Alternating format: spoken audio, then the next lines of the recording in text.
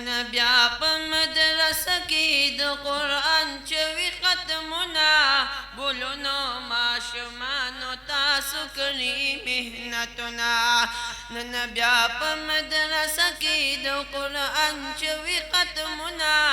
ګلونو ماشومانو تاسو کړي محنتونه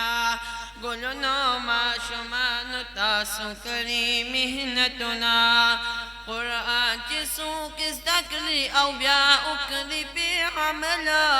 الله به ورکوي والله د دې ښایسته بدله قرآن چې څوک زده کړي او بیا وکړي بې عمله الله به ورکوي والله د دې ښایسته بدله مور پلار ته به میله شي مور پلار ته به میله شي د سرو زرو تاجونه ګلونو ماشومانو تاسو کړي محنتونه ګلونو ماشومانو تاسو کړي محنتونه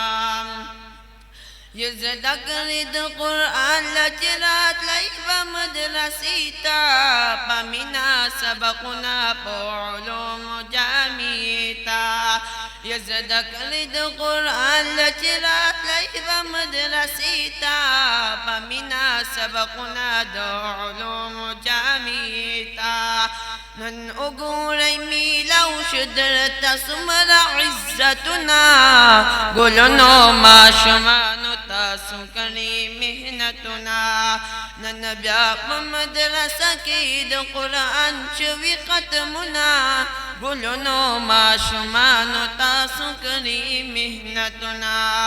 ګلونو ماشومانو تاسو کړي محنتونه قیدا و ناصرا حفظ او چاپ ترجمه کړه چاپ کې مضبوطه د علوم عقیده کړه قیدا و ناصرا حفظ او چاپ ترجمه کړه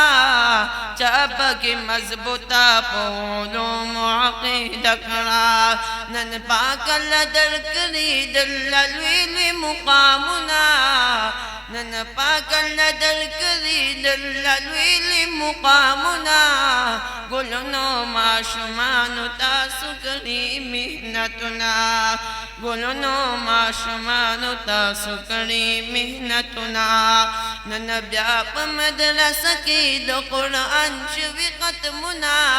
ګلونو ماشومانو تاسو کړي محنتونه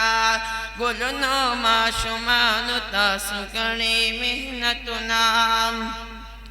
بنیند کو بنات تبار پروي مبارک شاعرونو خويندو ډېر خوشالۍ مو په قسمت چا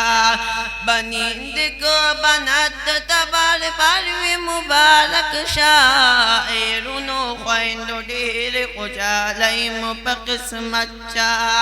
امزولو نن پغاړه کې واچوي هارونه امزولو نن پغاړه کې واچوي هارونه ګلونو ماشومانو تاسو کړي محنتونه نن بیا په مدرسه کې د قرآن چوي ختمونه ګلونو ماشومانو تاسو کړي محنتونه ګلونو ماشومانو تاسو کړي محنتونه دا قولي مدرسه د پلنډیر په علاقه ده د پلنډیر سیمه پتی مدرسه باندې ښایسته ده دا قولي مدرسه د پلنډیر په علاقه ده د پلنډیر سیمه پتی مدرسه باندې ښایسته ده دا مدرسه وی طاهري استادان کړي کوششونه ګلونو ماشومانو تاسو کړي محنتونه رب الله والکریم محتمم ډېر قدردان دی خیسا اخلاق لري مولانا فیض الله صاحب دے رب الله ورکړي محتمم ډېر قدردان دے خیسا اخلاق لري د مولانا فیض الله صاحب دے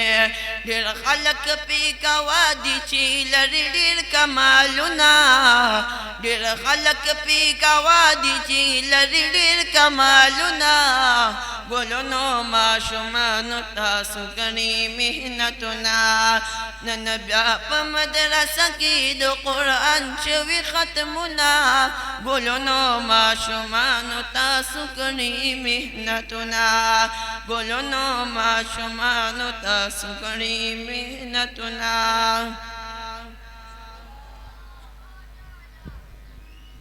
ما شاء الله سبحان الله.